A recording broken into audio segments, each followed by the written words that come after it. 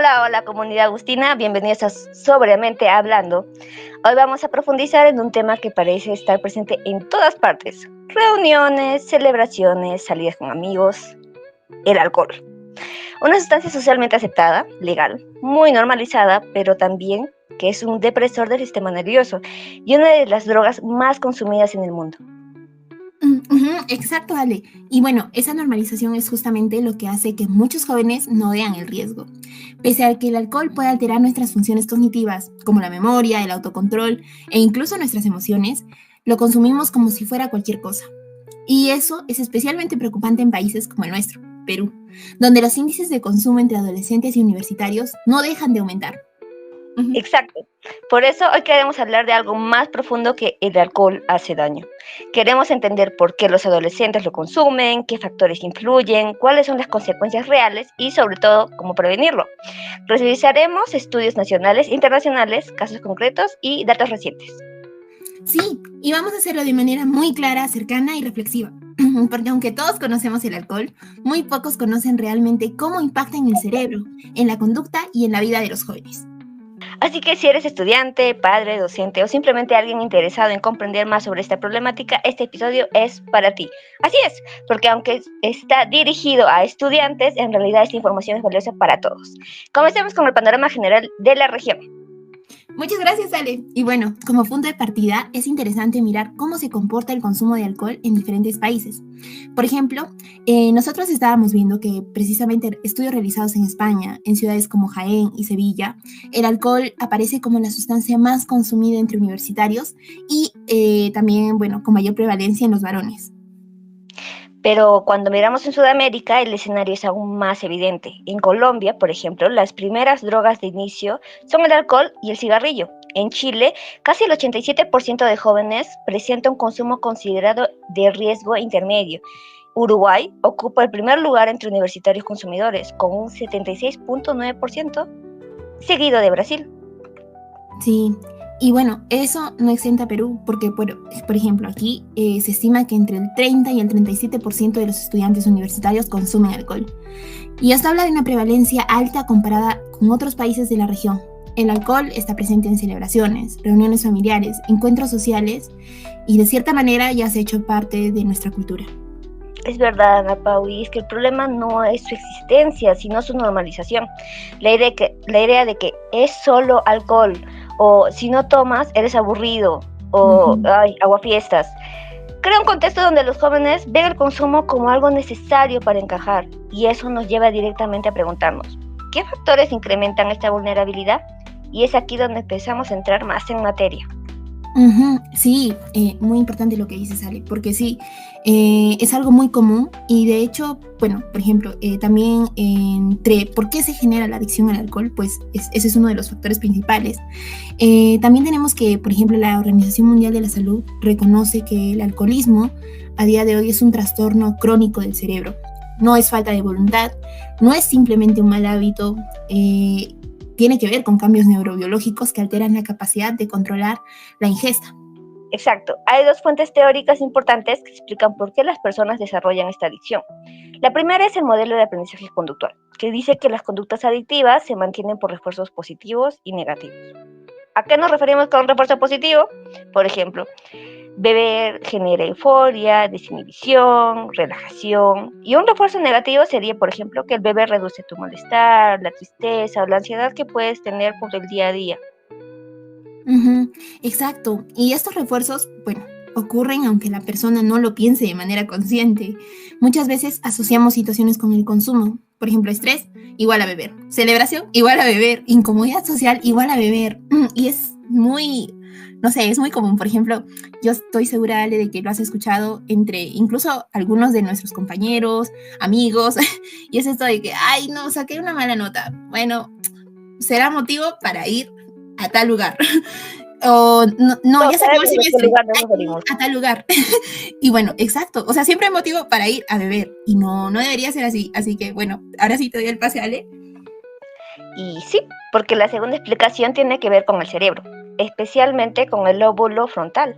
Esta Ujú. zona se encarga de la planificación, la toma de decisiones, la inhibición de impulsos, pero el consumo prolongado alcohol lo afecta. Esto explicaría por qué las personas que consumen de manera problemática el alcohol saben que les hace daño, pero igual no dejan de dejarlo, o sea, no pueden controlar estas ganas de seguir consumiéndolo.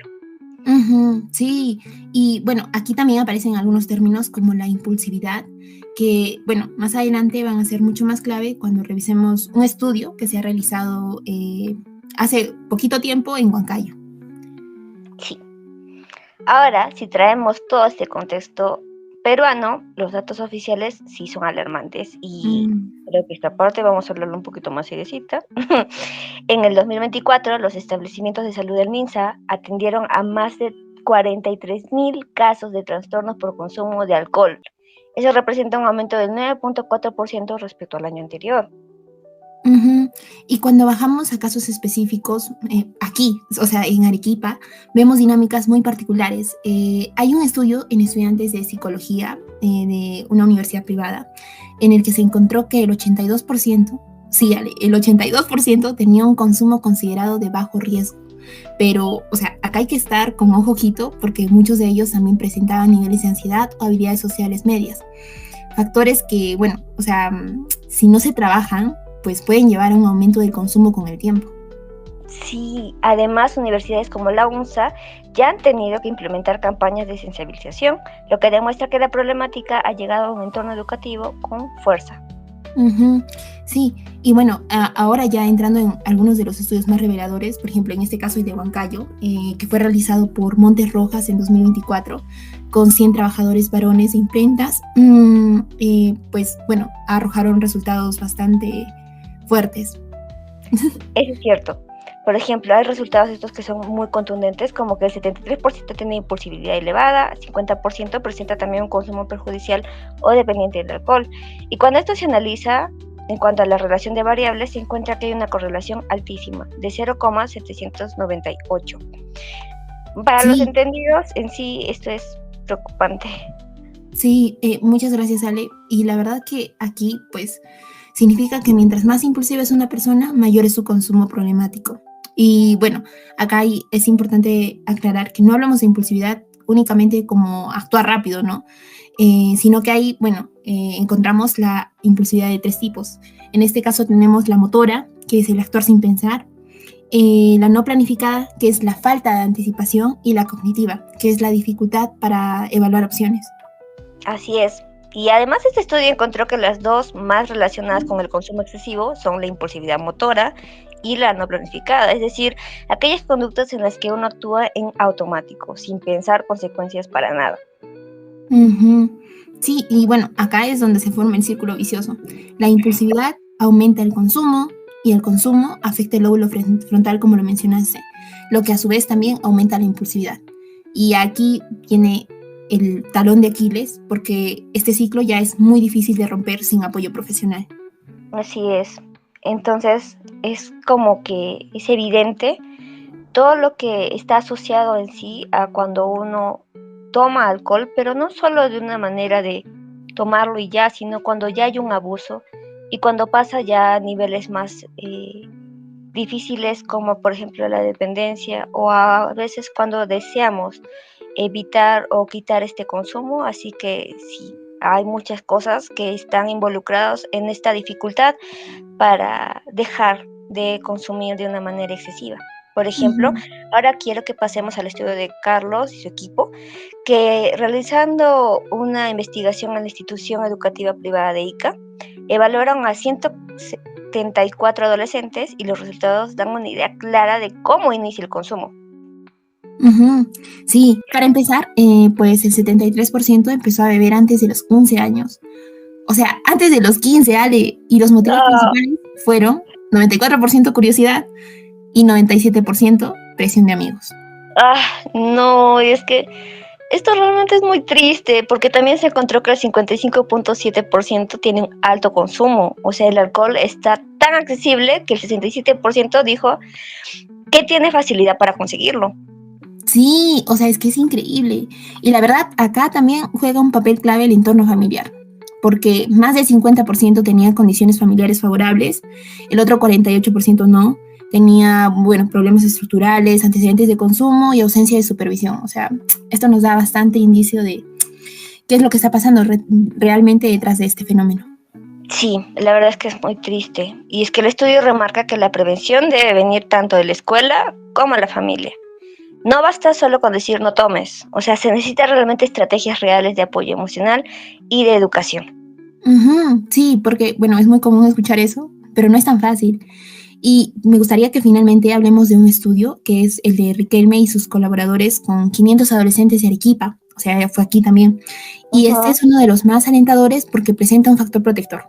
Un factor protector, Ale, y bueno, puede ser incluso de aquí, bueno, se tienen que trabajar en más investigaciones, pero sí, son las habilidades sociales, así que hay esperanzas. Quiero que nos las presentes, Ale. Sí, ellos encontraron que a más habilidades sociales, menos consumo de alcohol. La correlación no es alta, pero sí es significativa.